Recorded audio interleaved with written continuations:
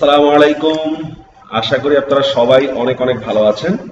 আজকে আমরা আমাদের অনুশীলন বাংলা ব্যাকরণ বইয়ের 82 নম্বর পেজে বচন সংক্রান্ত যে প্রশ্নগুলো রয়েছে তার সলিউশনগুলো আমরা দিব। তো শুরু করি আমরা। প্রথম কোশ্চেন, নিচের কোনটিতে বহুবচনের অশুদ্ধ প্রয়োগ হয়েছে? পাখি সব, বুধমালা, পণ্ডিত সভা, নেতৃবর্গ। বহুবচন বলতে বোঝায় হচ্ছে ডিরেক্টলি বহুবচন জ্ঞাপক শব্দ হবে অথবা নাউনের শেষে অন্য কোনো শব্দ যুক্ত হবে যেটা বহুবচনকে বুঝাবে। তো প্রথমে দেখি আমরা বচনটা, দেখুন চারটা পার্টি বিভক্ত। একটা হচ্ছে উন্নত প্রাণীবাচক, এখানে হচ্ছে চারটি।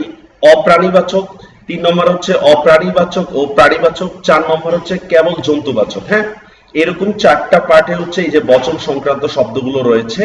এখন দেখি পাখি সব, দেখুন এটা আমরা ব্যবহার করি, পাখি সব করে। বুধমালা এটা আমরা ব্যবহার করি না। পণ্ডিত সভা, নেতৃবর্গ সবগুলো কিন্তু। বুধ একটা গ্রহের নাম, বুধমালা এটা কোনো ব্যবহৃত হয় না, এই জন্য এখানে রাইট অ্যান্সার হচ্ছে খ। এখানে বহুবচনের অশুদ্ধ প্রয়োগ হয়েছে। বহুত্ববাচক শব্দ কোনটি? বিদ্যুৎ দাম, বুজুর্গ, সেপাই, সাহেব। রাইট অ্যান্সার হচ্ছে বিদ্যুৎ দাম, এটা হচ্ছে বহুত্ব জ্ঞাপক শব্দ। এই দেখুন আবলি, গুচ্ছ, দাম, নিকট, পুঞ্জ এগুলো হচ্ছে অপ্রাণীবাচক শব্দের ক্ষেত্রে ব্যবহৃত।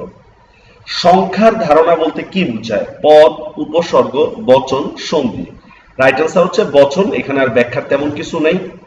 কোনটি বহুবচন জ্ঞাপক শব্দ নয়? গ্রাম, মহল, দাম, ক্ষেত্র। আচ্ছা, এখানে অনেক জায়গায় অনলাইনে মানে অ্যান্সার একটু কনফিউশন। মহল এটা আপনারা জানেন যে এটা বহুবচন বোঝায়, মহল। দাম এটাও আমরা পড়ছি। গ্রাম, গ্রাম শব্দটা দেখেন এই যে গুণগ্রাম একটা শব্দ ব্যবহার হচ্ছে। রাইট অ্যান্সার হচ্ছে ক্ষেত্র, যেমন বর্গক্ষেত্র, আয়তক্ষেত্র এগুলা কিন্তু বহুবচন জ্ঞাপক শব্দ না। অপ্রাণীবাচক শব্দে ব্যবহৃত বহুবচন জ্ঞাপক শব্দ নয় কোনটি? কুল, গ্রাম, পুঞ্জ, রাশি।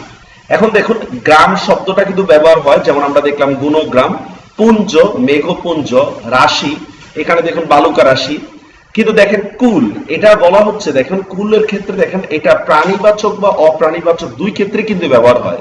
এখানে বলা হচ্ছে এমন একটা শব্দ নিতে হবে যেটা অপ্রাণীবাচক শব্দের ক্ষেত্রে ব্যবহারযোগ্য না, মানে দুই ক্ষেত্রেই ব্যবহার করা যেতে পারে।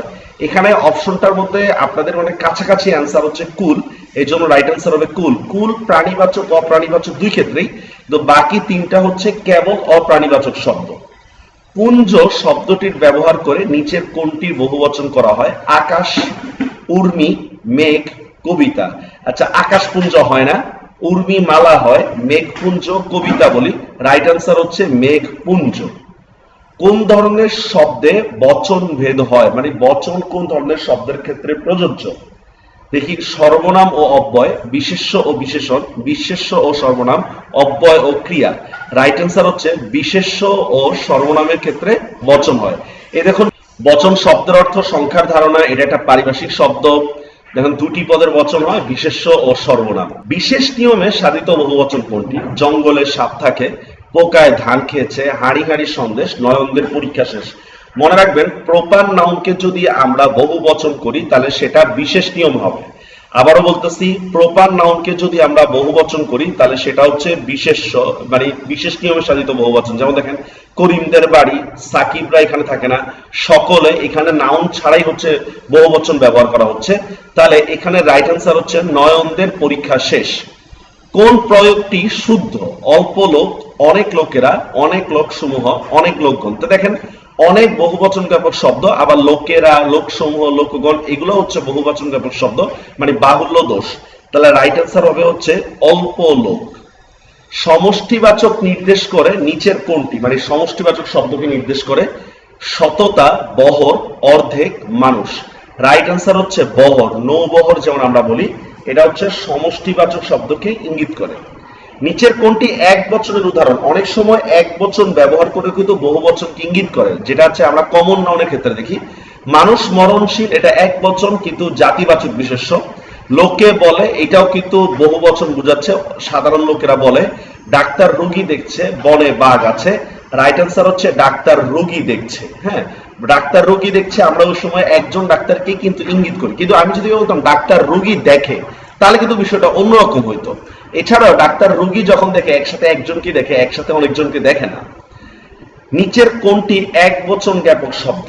টা, গুলি, রা, সমূহ। রাইট অ্যান্সার হচ্ছে টা, ছেলেটা, মেয়েটা, এভাবে আমরা বলি। লোকে বলে, এই কথাটার মিনিং কি? লোকে বলে, একজন লোক বলে, সাধারণ লোক বলে, সবাই বলে, নির্দিষ্ট কেউ বলে। রাইট অ্যান্সার হচ্ছে সাধারণ লোকে বলে। আছে না লোকে বলে, বলে রে। নিচের কোনটি বহুবচন জ্ঞাপক শব্দ? রচনাবলী, পুষ্পকীট, পণ্ডিত প্রবর, রত্নগর্বা। বহুবচন জ্ঞাপক শব্দ সেটা হচ্ছে রচনাবলী, এটা হচ্ছে বহুবচন জ্ঞাপক শব্দ। ডালে ডালে কুসুম ভার, এখানে ভার কোন অর্থ প্রকাশ করতেছে? সমূহ, গুরুত্ব, বোঝা, বিষাদ। রাইট অ্যান্সার হচ্ছে সমূহ, মানে হচ্ছে পরিপূর্ণ, আমরা যেটাকে আমরা বলি। কাগজ শব্দের বহুবচন কি? কাগজগুলো, কাগজাদি, কাগজাত, কাগজ সমূহ। রাইট অ্যান্সার হচ্ছে কাগজাত। এই দেখেন বিদেশি শব্দের কিছু নিয়ম আছে, সাহেব থেকে সাহেবান, বুজুর্গ থেকে বুজুর্গান, কাগজ থেকে কাগজান। এই যে আমাদের বইয়ের মধ্যে দেওয়া আছে, দেখেন কিভাবে আমরা বুঝবো হচ্ছে সাকুল্যবাচক সর্বনাম আর কোনটা হচ্ছে বহুবচন জ্ঞাপক শব্দ। এখানে একটা চার্ট আকারে দেওয়া আছে। হাতি শব্দের বহুবচন কোনটি? হস্তি সকল, হস্তি জুত, হস্তিবর্গ, হস্তি সব। রাইট অ্যান্সার হচ্ছে হস্তি জুত। দেখুন এই জন্তুবাচক শব্দের ক্ষেত্রে পাল আর জুত, এটা হচ্ছে হস্তি জুত। নিচের কোনটি উন্নত প্রাণীবাচক শব্দের বহুবচনে ব্যবহৃত হয় না? গণ, মণ্ডলী, রাজি, বৃন্দ। উন্নত প্রাণীবাচক শব্দের ক্ষেত্রে ব্যবহার হয় না। রাইট অ্যান্সার হচ্ছে রাজি। এই দেখুন উন্নত প্রাণীবাচক শব্দের ক্ষেত্রে কেবল এই চারটা হয়, বৃন্দ, বর্গ, গণ, মণ্ডলী। নিচের কোনটি সার্থক বাক্যের গুণ হিসাবে স্বীকৃত নয়? আসক্তি, যোগ্যতা, আকাঙ্ক্ষা, আসক্তি। রাইট অ্যান্সার হচ্ছে আসক্তি। আসক্তিটা খারাপ অর্থ বোঝায়, যেমন আমরা বলি মাদকাসক্তি। নিচের কোন বানানটি ভুল? স্বায়ত্তশাসন, উত্তপ্ত, পোশাক, দীর্ঘসূত্রিতা। আমাদের বইয়ের মধ্যে যে অপশনগুলো ছিল সবগুলোই রাইট। এইখানে অপশনের মধ্যে পোশাক বানানটা ভুল। পোশাক বানানে তালব বর্ষ দিয়ে হবে।